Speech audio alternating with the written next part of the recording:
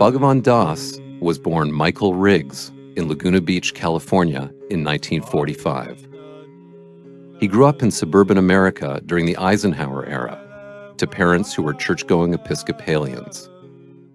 As a teenager, he was bored of suburban conformity. I mean, I had been wanting to get enlightened since I read Alan Watts's book, The Supreme Identity in 58.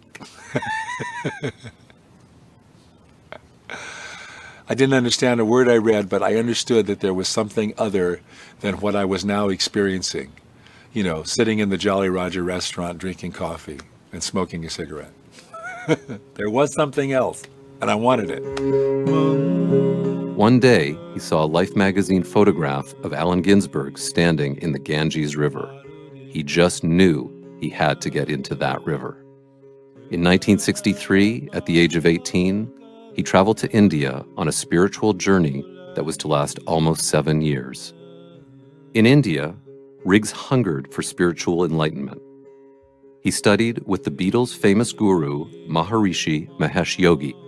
He meditated obsessively, 21 hours a day, 2 years alone in a cave, a month in the cremation grounds, surrounded by the ashes of the dead, living only with the clothes on his back and a human skull for a food bowl. I went down to the river, and I sat at the river all day, and I watched people worshiping the river.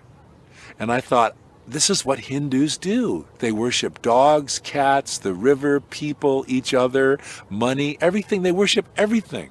It's like so cool. I never thought of that before. Like everything is holy. And that blew my mind, right? I never knew where I was going. I didn't care where I was going. It didn't make any difference because everything was holy. And everywhere was holy and everyone was holy. So I got the Hindu Zeitgeist.